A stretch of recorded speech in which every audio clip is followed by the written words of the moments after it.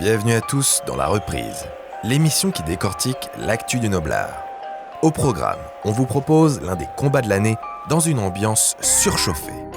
Anthony Joshua défendait ses ceintures poids lourds face au maestro ukrainien Oleksandr Usyk, l'une des confrontations les plus attendues de la rentrée. Alors, que s'est-il passé dans le Tottenham Hotspur Stadium en ce samedi 25 septembre ? Quelles conséquences pour la catégorie reine où Joshua, Fury et Wilder se disputent la suprématie depuis des années. D'ailleurs, on vous parle dans la foulée du combat final de la trilogie épique qui oppose Deontay Wilder et Tyson Fury. Le Bronze Bomber va-t-il prendre sa revanche après la correction infligée par Fury en février 2020 ou le Gypsy King parviendra-t-il à rester sur son trône ? On analyse tous les enjeux de cette lutte au sommet chez les poids lourds en détail. Aujourd'hui, un instant cocorico tout en puissance consacré à Christian Mbili qui a combattu l'Espagnol Ronnie Landeta à Québec. Enfin, on vous parlera du promoteur qui défraie la chronique, Thriller. Après avoir remporté la surprise générale, l'organisation du prochain combat de Teofimo Lopez, l'organisation américaine fait encore des siennes et secoue l'univers du noblard. Allez, on souffle un bon coup avant que la cloche retentisse et on se plonge dans ce 9e épisode de La Reprise. Let's go!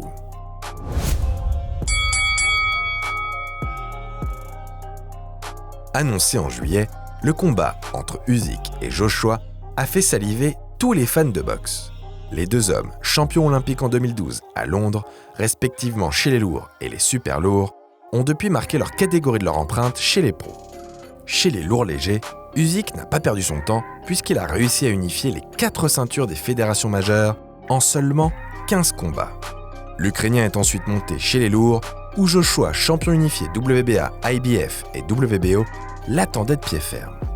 Comme à son habitude, l'entrée de AJ est spectaculaire devant une foule entièrement acquise à sa cause. Le champion anglais, favori des 60 000 fans présents dans l'arène, est acclamé comme un seul homme par l'enceinte du Tottenham Hotspur Stadium. Les deux hommes se jaugent lors de la première reprise, et chacun essaie de placer ses armes favorites en s'appuyant sur ses avantages.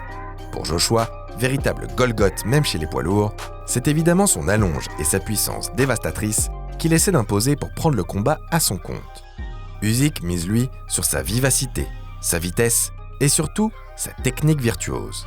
Avec 335 victoires en 350 chez les amateurs, l'Ukrainien a peaufiné inlassablement ses fondamentaux. Là où Joshua, qui n'a que 43 combats amateurs, est un talent plus brut. L'Anglais, qui a pour l'habitude de fixer ses adversaires avec son direct du droit avant d'enchaîner avec des énormes crochets, doit faire face à un gaucher qui use de son jab pour gêner ses rivaux. Beaucoup de mouvements chez les deux boxeurs lors de ce premier round, mais peu de coups qui portent avant un direct du droit bien senti du champion anglais. Usyk réplique immédiatement avec 2 directs du gauche qui donnent le ton. La tâche s'annonce difficile pour le détenteur des ceintures. Au terme de cette première reprise, c'est Usyk qui a l'avantage, même si Joshua arrive pour le moment à contenir physiquement son challenger. Pourtant, la domination du chien ukrainien s'intensifie et il touche à nouveau le Britannique dans les 3 reprises suivantes. Sonné, le champion va au corps à corps pour empêcher son adversaire de lui infliger plus de dégâts. Pour contrer la longe de Joshua, Usyk redouble ses jabs qui arrivent à trouver la cible. Parti sur des bases extrêmement élevées, Usyk marque le coup dans la 5e reprise et Anthony Joshua en profite pour prendre un léger ascendant physique. Il place notamment un violent uppercut qui semble marquer l'Ukrainien. Malgré plusieurs tentatives dans le 6e round, Usyk peine à trouver de nouvelles solutions et c'est AJ qui touche sur un direct qui coupe son adversaire au niveau de l'arcade. Après un nouvel enchaînement réussi, on se dit que le champion a enfin pris la mesure de son adversaire et qu'il va maintenant pouvoir dérouler sa boxe. Mais c'est mal connaître la détermination d'un Usyk qui continue son travail de sape. Infatigable, il ne recule jamais et démontre qu'il ne faut surtout pas l'enterrer trop vite. Dans les 7e et 8e reprises, le combat s'équilibre, mais on sent qu'Usyk est plus mobile et touche plus, notamment un gros direct à la fin de la 7e. Vaillant, Joshua refuse de reculer et se montre offensif. Les deux hommes se répondent coup pour coup et semblent encore plutôt fringants, malgré les rounds qui défilent. L'intensité du combat est proprement hallucinante. Intelligemment, le challenger tourne autour de Joshua et se déplace beaucoup pour fatiguer le champion. Au fur et à mesure des rounds, il reprend l'avantage. Il touche Joshua à de nombreuses reprises lors de la 9e et le Britannique paraît de plus en plus marqué. La 10e reprise semble être le tournant de ce combat, tant la fatigue commence à se lire sur le visage du champion. Anthony Joshua montre de plus en plus de difficultés à mesure que son œil droit se ferme sous les coups de massue de son adversaire. Usyk semble avoir trouvé un second souffle, et malgré sa coupure à l'arcade droite, il est transcendé par l'événement et le visage amoché d'AJ. L'Ukrainien attaque alors à tout va au début du 11e round, mais il se fait violemment contrer par une droite de Joshua. La fatigue se fait de plus en plus présente chez les deux combattants, qui en sont à ce moment du match à plus d'une demi-heure de lutte acharnée. L'Ukrainien reste cependant en passe de créer un exploit qui resterait dans les annales. Il pourrait être le premier homme à défaire Joshua sur le sol britannique. Il ne reste qu'une reprise où tout peut encore se jouer, malgré des scores et une impression visuelle largement à la faveur du challenger. Le champion doit mettre les bouchées doubles s'il veut conserver ses ceintures. On l'imagine difficilement vainqueur, sauf s'il parvient à mettre son adversaire KO. À la grande déception d'une foule toute acquise à sa cause, les événements ne tournent pas en sa faveur. Cueilli à froid par un crochet dès l'entame de cette ultime reprise, Joshua tente de contrer avec un bras arrière. La fin du combat est complètement folle. Usyk est déchaîné et une véritable rouée de coups s'abat sur AJ durant ces dernières minutes. Le champion termine acculé aux cordes, groggy par la quantité de coups reçus durant le combat. Bizarrement, le gong retentit 8 secondes avant la fin, ce qui semble préserver Joshua d'un éventuel arrêt de l'arbitre. Après cette conclusion épique, l'Ukrainien célèbre ce qu'il considère comme sa plus grande victoire, tandis qu'AJ retourne dans son coin, encore étourdi. Dans le stade, le brouhaha des murmures interloqués des spectateurs a pris la place des applaudissements. Joshua va-t-il vraiment être battu chez lui, à Londres? Quand Michael Buffer prend le micro, le stade retient son souffle. Il annonce 117-112, 116-112 et 115-113 pour le vainqueur par décision unanime et nouveau champion du monde WBA, WBO, IBF et IBO, Alexander Usyk. Il l'a fait. Alors que personne ou presque ne le voyait réaliser cet exploit, l'Ukrainien a vaincu Joshua sur ses terres et conquis 3 ceintures majeures chez les lourds après seulement 3 combats pro dans la catégorie. Pour Usyk, c'est évidemment la plus grande performance de sa carrière, un combat qui le fait rentrer dans la légende du noble art. À 34 ans, c'est le 3e boxeur après l'anglais David Haye et l'américain Evander Holyfield à devenir champion du monde des poids lourds après avoir été champion du monde des lourds légers. De nouvelles perspectives s'offrent à lui et on l'imagine défier un jour Tyson Fury ou Deontay Wilder. Bien que l'Ukrainien a déclaré après le combat ne pas penser à une éventuelle revanche, Joshua a immédiatement manifesté l'envie d'obtenir un autre combat contre Usyk. Ce dernier souhaiterait que cette nouvelle opposition entre les deux se déroule au stade olympique de Kiev.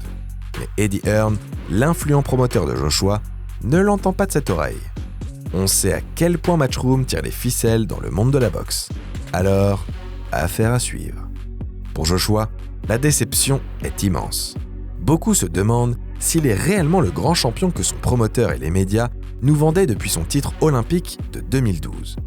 Il avait réussi à se relever après la déconvenue subie face à Andy Ruiz Jr. en 2019 et on imaginait que sa carrière était à nouveau sur de bons rails.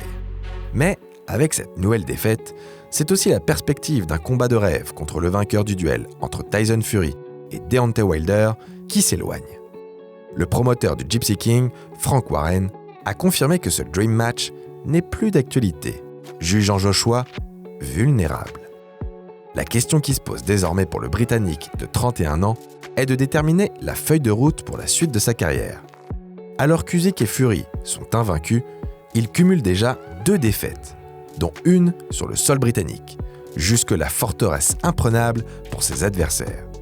De ce côté de la Manche, ce résultat inattendu donne de la confiance à un autre poids lourd, encore invaincu, notre Tony Yoka national. L'actuel 15e au classement BoxRec se verrait bien affronter un membre du top 5 ou du top 10 assez rapidement. Sûr de lui, il espère que ce combat soit un tremplin vers le titre suprême. Et évidemment, c'est tout le mal qu'on lui souhaite. En parlant de la catégorie reine, un autre super fight est attendu avec impatience par tous les fans du noblard. Le troisième affrontement entre le Bronze Bomber Deontay Wilder et le Gypsy King Tyson Fury. Dans la nuit du 9 octobre, à la T-Mobile Arena de Las Vegas, l'Anglais remettra sa ceinture WBC en jeu contre l'Américain pour ce qui s'annonce comme le combat décisif de la trilogie. Après la défaite de Joshua, l'enjeu va au-delà d'une simple ceinture et concerne la domination de la catégorie. Si Fury gagne, il peut s'imposer comme le meilleur poids lourd de sa génération et envisager d'unifier toutes les ceintures face à Usyk. Toujours invaincu, il marquerait l'histoire de la boxe de son empreinte, en éclipsant un peu plus Wilder et Joshua. Décidément, ce choc s'annonce titanesque. Allez, sans transition, on passe à l'instant Cocorico.